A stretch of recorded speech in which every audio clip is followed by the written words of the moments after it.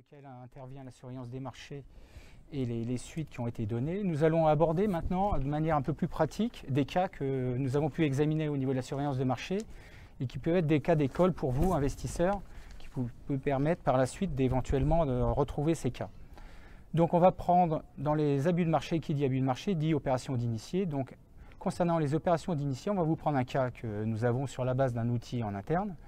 Quand on parle d'émetteur, on parle de société cotée à l'AMF. Donc là, l'émetteur, enfin c'est pas l'émetteur, le British Telecom, pardon, a annoncé un projet d'offre d'achat sur un émetteur qui est coté sur le marché parisien, qui s'appelle Net2S, avec un prix de 5,27 € l'action. Donc vous voyez l'évolution du cours qui est matérialisé en orange ici dans le temps. Ensuite, il est comparé par rapport à un indice, ici en l'espèce relativement simple à comprendre, le CAC 40. Donc on voit bien que suite à l'annonce de ce projet d'offre d'achat, il y a eu un impact immédiat, un engouement des investisseurs qui a eu un impact sur le cours du titre puisqu'il a pris 16% en l'espace d'une séance. Donc la division de la surveillance des marchés a cherché à analyser le marché du titre en amont de cette annonce. Donc sur cette base, elle est partie sur l'identification éventuellement de tous les acheteurs qui pouvaient intervenir en amont de cette annonce. Et il s'avère que sur la base des outils qui s'appuient sur l'ensemble des transactions qui sont faites sur le marché, comme on vous l'a présenté tout à l'heure, on a pu identifier sur le marché 2 négociateurs courtiers, en l'espèce anglais, qui sont intervenus à l'achat pour plus d'1 million de titres, 5 mois avant l'annonce du projet par l'émetteur. Donc tout le travail de la surveillance a été de remonter toute la filière de transmission de l'ordre afin de déterminer quels étaient les donneurs d'ordre et les bénéficiaires de ces transactions. Donc il s'avère que dans ce dossier, une cascade d'intervenants de marché, qui soient français ou même étrangers, qu'on a pu identifier soit sur la base de nos outils qui s'appuient sur toutes les transactions qui sont effectuées sur le marché, qui sont déclarées par ailleurs par les différents intervenants dans la chaîne de transmission des ordres. Nous avons pu analyser également les enregistrements téléphoniques qu'il y a entre les différents acteurs, que ce soit les intervenants de marché ou même les investisseurs à l'origine des transactions. Et sur cette base, nous sommes partis sur plusieurs pays. Donc il y a une coopération avec nos homologues étrangers. Donc vous voyez les différents pays, Singapour, la Suisse, le Kenya par exemple.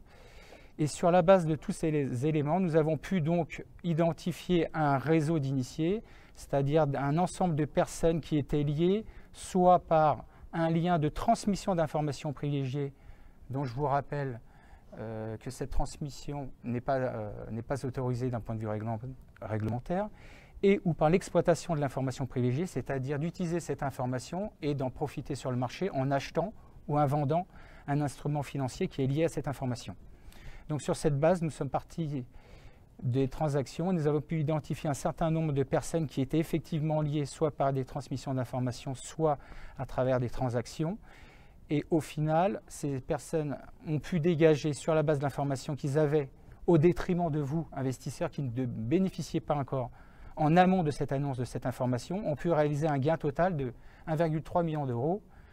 Le dossier a été instruit au niveau de la surveillance. Il a été ensuite transmis à la direction des enquêtes qui a effectué des investigations sur pièce, sur place. Et au final, le dossier a été présenté à la commission des sanctions qui a décidé de prononcer une amende de 6 millions d'euros. Voici un premier cas d'abus de marché qui était les opérations d'initiés. Nous allons voir maintenant avec Sabrina un autre type d'abus de marché qui concerne les manipulations de marché, en l'espèce manipulation de cours. Voilà, effectivement, en tant qu'épargnant, vous êtes fortement confronté potentiellement aux opérations de manipulation de marché et notamment celle qui s'appelle la bouilloire. Qu'est-ce que la bouilloire? En fait, elle est donc sur plusieurs phases. Ce sont donc des personnes qui souhaitent pouvoir vendre leurs actions à un cours plus avantageux. Ils vont dans un premier temps, donc la phase 1, représentée dans le graphique, commencer à acheter des titres, pas forcément de manière extrêmement agressive, mais voilà, acheter des titres pour pouvoir les revendre après. La phase 2, les volumes vont être beaucoup plus importants, l'agressivité sur le cours va être beaucoup plus élevée. L'objectif est de montrer à vous, épargnants, qu'il y a un impact sur le cours et que donc il se passe quelque chose.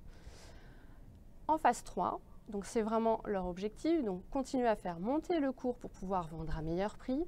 Ils vont soit vous démarcher téléphoniquement, on a de plus en plus de cas en France de démarchage agressif pour des petites valeurs, particulièrement illiquides, où on va vous faire croire vraiment à des taux de rendement qui sont extrêmement élevés, qui sont irréalistes, ou potentiellement vous donner des informations qui sont complètement fausses sur la valeur. Voilà, l'objectif, c'est de faire l'ensemble de ces démarchages, également par mail, pour pouvoir revendre. Et quand ils ont fini leur manipulation, le coût retombe complètement à ses niveaux d'origine.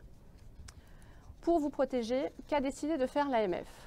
Cette année, elle a décidé de sortir un communiqué de presse avec l'ensemble des valeurs sur lesquelles elle a considéré que potentiellement il y avait un risque, sur lequel elle savait qu'il y avait des cas de personnes qui étaient lésées.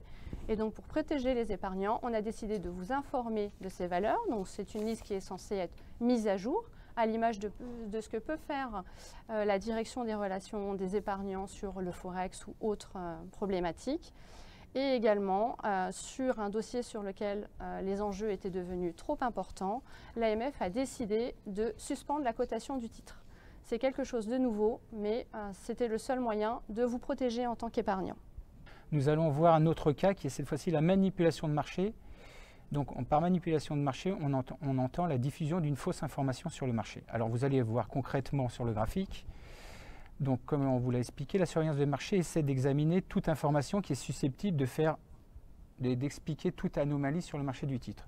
Donc, en l'espèce, on a regardé une première information qui concernait l'émetteur. Donc, on se trouve là dans le cas d'un titre dont l'émetteur a publié ses comptes annuels, en l'espèce le 23 mars. Donc, on se rend compte, si vous suivez le pointeur de ma souris, vous voyez ici, positionné ici, l'émetteur a publié ses comptes annuels. Il a indiqué à cette occasion-là un doublement de sa perte au titre de l'exercice écoulé et en termes de perspective que finalement il a anticipé également une baisse de ses ventes de l'ordre de 30%. On se rend compte qu'au final, ça n'a pas eu d'impact auprès des investisseurs puisque le cours n'a pas véritablement évolué dans un sens négatif juste après la publication qui est représentée sur ce pointeur. Deuxième information, la surveillance des marchés a pu détecter cette variation forte de cours qui intervient au moment d'une recommandation d'investissement formulée par une personne, donc le 7 avril. En l'espèce, la personne émettait une recommandation d'achat fort sur la base d'un certain nombre d'éléments, à savoir que les contrats de la société en question lui permettraient d'avoir une activité en croissance dès le dernier trimestre, nous situons au mois de mars, donc c'est dans les 6 mois qui courent, et que l'analyse faite aboutissait à une estimation d'une valorisation boursière de la société multipliée par 7. Alors le cours étant à 1 euro, comme vous le voyez sur une phase relativement longue étalée sur les 3 mois précédents, l'analyste estimait qu'on pouvait mécaniquement espérer une remontée du cours située entre 5 et 6 euros pour un cours, je vous rappelle, du titre qui se négociait sur le marché autour de 1 euro. Et avec une estimation également de cours rehaussée à 8 à 10 euros au printemps suivant, donc sur un horizon relativement court. Donc l'impact a été relativement important auprès des investisseurs, puisque les investisseurs se sont engouffrés sur le titre, dans l'espoir effectivement de profiter de ce potentiel d'appréciation du titre.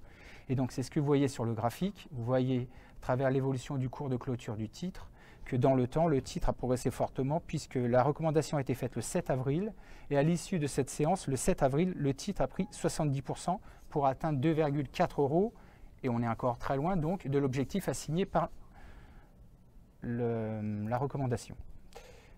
Alors la surveillance des marchés a regardé le marché du titre en amont et là, on a détecté qu'il y avait une situation atypique.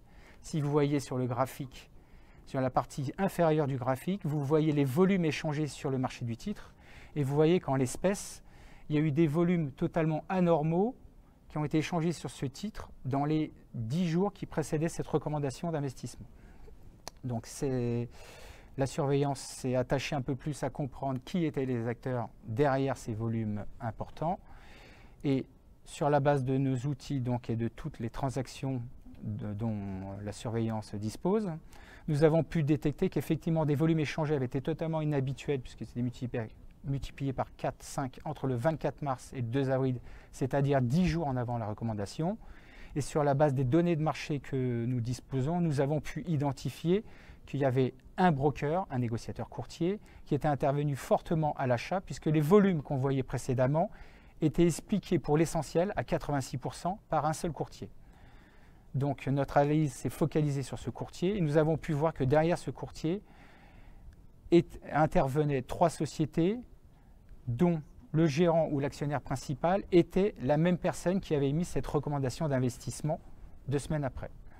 Immédiatement après l'effet de la recommandation, la personne qui est à la fois actionnaire et à la fois le bénéficiaire donc économique de ces 3 entités qui sont intervenues à l'achat a revendu les titres profitant de l'effet d'annonce de sa recommandation d'investissement.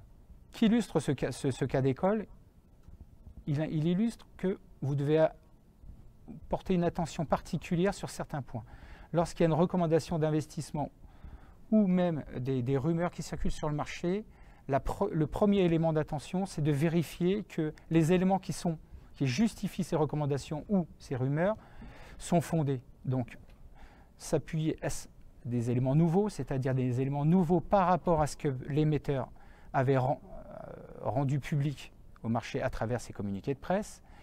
Est-ce que c'est des éléments fiables ou est-ce une simple rumeur pour laquelle l'émetteur n'a émis aucune confirmation? Et également de vérifier si l'auteur de cette rumeur ou de cette recommandation disposait d'intérêt sur le titre. En l'espèce, est-ce qu'il était détenteur de titre au moment où il émettait sa recommandation d'investissement? Est-ce qu'éventuellement, il pouvait y avoir un conflit d'intérêt? Je vous rappelle la réglementation qui stipule que la diffusion d'une fausse information au-delà du fait qu'elle est susceptible de donner des indications fausses ou trompeuses sur l'état de l'offre et de la demande, c'est le cas que vous a présenté tout à l'heure Sabrina sur l'état de manipulation du carnet d'ordre. La diffusion d'une fausse information, c'est également émettre un avis sur un instrument financier après avoir pris des positions sur cet instrument financier. C'est le cas que je viens de vous présenter à l'instant. Donc dans le cas présent, la personne, sur la base de cette infraction, a écopé d'une sanction financière de 500 000 €. La conclusion de ce cas d'école, c'est de prendre toujours garde de toute recommandation d'investissement ou rumeur et de vérifier par vous-même, en particulier sur le site de l'émetteur, si ces informations sont corroborées par la société cotée.